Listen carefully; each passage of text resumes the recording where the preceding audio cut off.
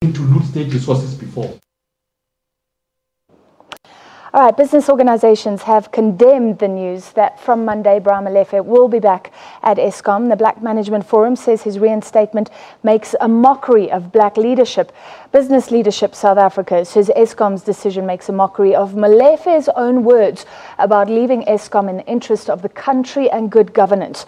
Business Unity South Africa, BUSA, says the decision of the Eskom board flies in the face of the Public Protector's report and is not in line with accountable and ethical leadership. Well, to discuss, we're joined by the Vice President of Business Unity South Africa, Martin Kingston. Thank you for being with us, Martin. Did your jaw drop today like many others? I think we were all very surprised. We were on the way to a meeting with the Minister of Finance and the Deputy Minister of Finance, who I think heard about it at about the same time as we did early this morning. And we took some time to process the information. Did he mention anything in that meeting? Oh, he did indeed. He addressed the members of BUSA. We'd agreed that he should do so after we had met with him at NEDLAC in the wake of the downgrade. And I think he was as surprised as we were to have heard the news.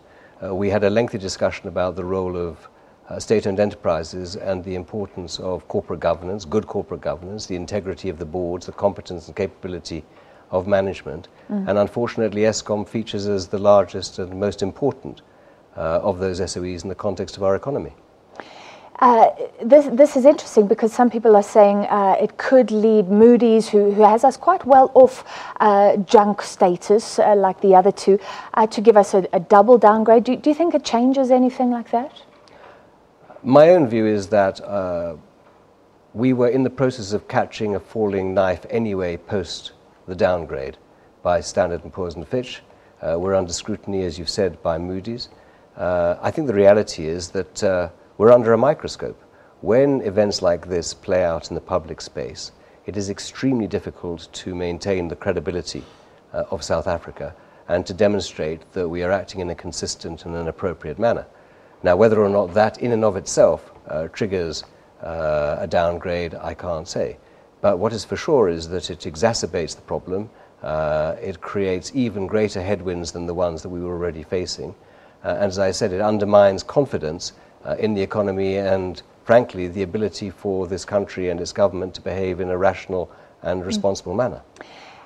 What I took from Minister Lynn Brown's briefing today was that there was three options in her opinion: either pay 30 million rand, which I'd like to talk to you about, or go to court over that 30 million rand, or bring him back. She almost said, but she basically said there was no alternative. Do you buy that? No, I don't. Our own view is that the matter with respect to the 30 million rand was a discrete issue that was already very much in the public eye. Many of us had great difficulty in understanding how those figures could have been arrived at after such a short tenure at Eskom. After all, Mr. Molefe resigned from Eskom. He didn't retire from Eskom to become an MP, and for reasons, as BLSA said, which were in the interests of good corporate governance and in the interests of the country. Quite independently, as I understand it, Eskom was going through a process of recruiting a CEO. That was a public process. I don't know whether Mr. Molefe was part of that process or not. To link the two, I think, is a convenient way of explaining what has happened, but I think they will need to be separated and looked at on their own merits. A lot of people are asking questions about that 30 million rand. I certainly don't understand it either. The board saying now it's rescinded its decision to grant him early retirement. They're calling this payout a pension payout. But it sounds like it can be renegotiated. Lynn Brown saying in future we don't know what his pension payout will be.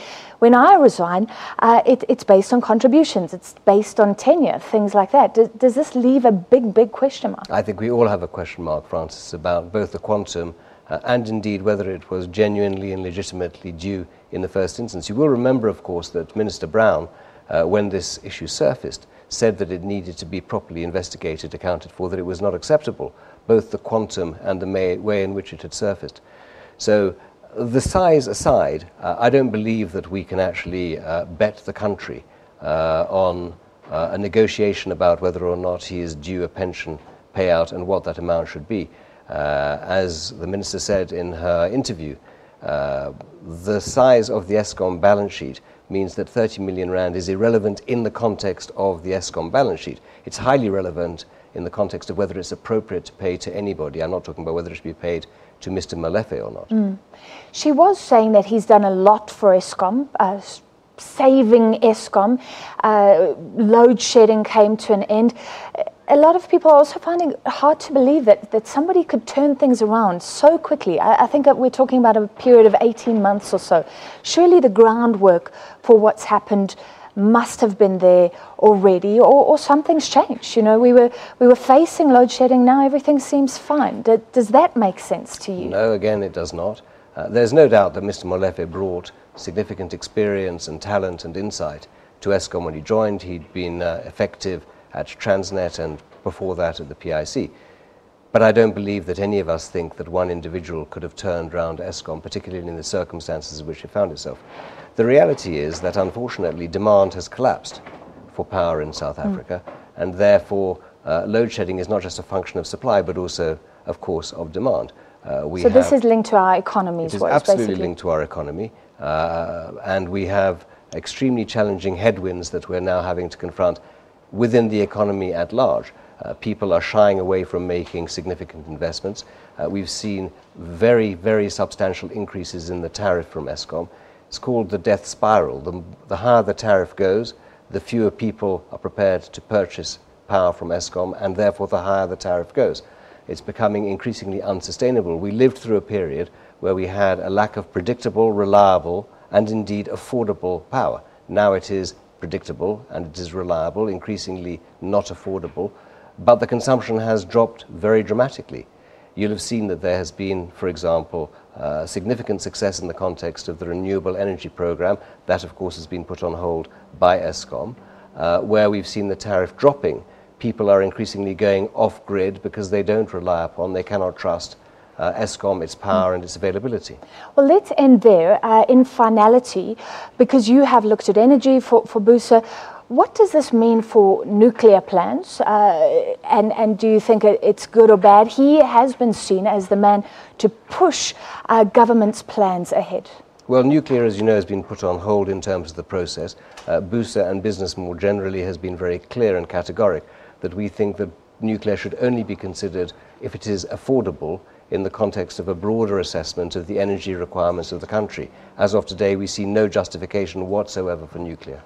All right, thank you very much for your time. Martin Kingston from Business Unity South Africa. Business reaction negative. Many organizations are releasing statements today.